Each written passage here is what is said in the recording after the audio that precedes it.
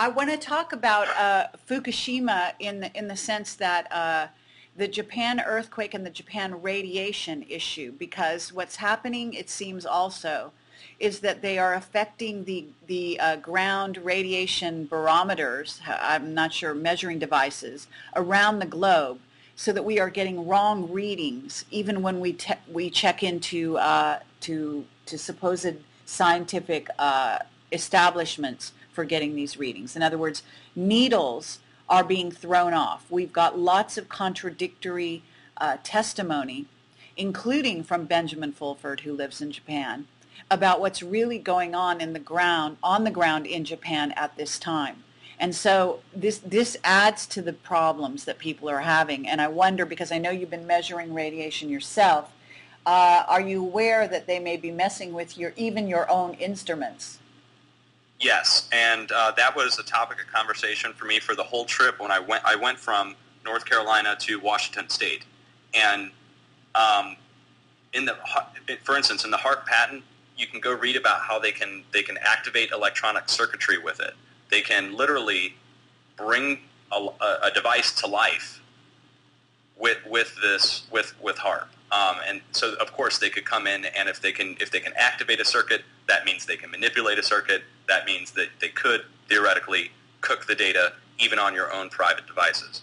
Now, here's a weird story: is that when we were on the road trip, we went to Denver, Colorado, going out west. We stopped for 2 days in Denver taking measurements.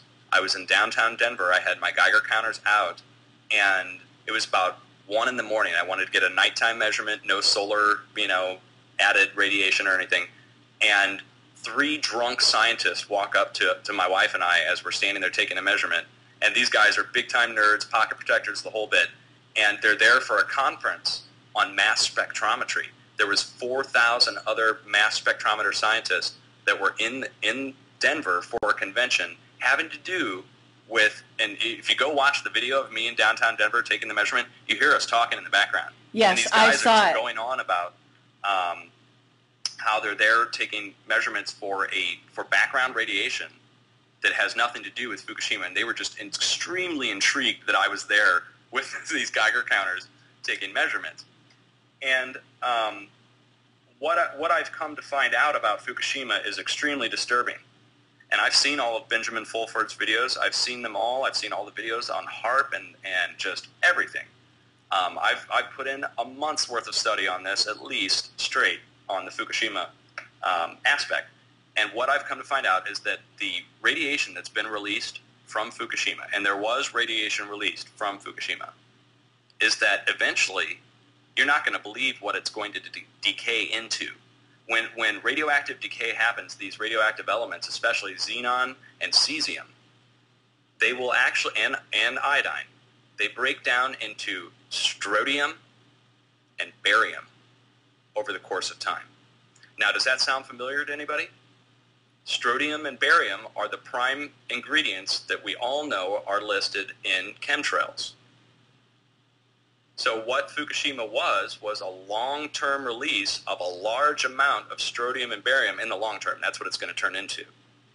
So when I found that out, I couldn't believe it. I just said, "Oh my God!" I learned this back in high school or college, and now it's all coming back. And I went and looked up strontium and barium, and it turns out the United States Army science labs, so they have their own laboratories, developed a device that's capable of, here it is in the chat right there, that developed a device that's capable of projecting a beam into the atmosphere over a large distance, but its primary component that requires it to work is barium and strontium. That's awesome. Awesome information. Yeah, it's blue beam is what we're talking Yep. about. And I put the video out. It's on there. You can just go search barium, strontium, Fukushima, and you'll find my video. And so what I think that we're seeing is the chemtrail spraying and the Fukushima release is a build-up not just for weather modification, because they use it also for ionospheric mirror tilting and a few other things to aid in the frequency transmission from different devices. But I also think it's a dual use, that they're going to use everybody knows blue beam exists, and there was the spiral above Norway when Obama was there, and several other spirals that have appeared. I truly think that Fukushima might be a plan to enact this greater nefarious fraud that we're all talking about. Yep. Absolutely. And that's what I found out. Absolutely, and that's brilliant. Thank you so much for connecting those dots. That is very valuable information. So spread it out there, you guys. Tweet it, Facebook it, get it out there. Strontium and barium used to facilitate a blue beam projection situation. That no doubt about it. What we're talking about is building holograms. In order to make Project Bluebeam a reality, which is a fake alien invasion, they need to create holograms that look real. And therefore, what we're talking about is a technology that's building on another technology. What's interesting about that is also the fact that because we have real ships out there and real ETs watching this drama unfold, they aren't going to stand by idly if a fake alien invasion is supposedly being rained down on the people.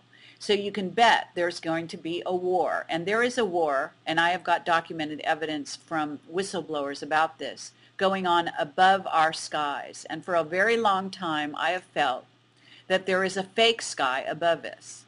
And one of the things that chemtrails do is give you a cloud cover so that you can't see above the cloud cover what's really going on. And this allows them to conduct their wars that are going on, in my view. So this all falls into place, and I have to say that's very, very interesting information.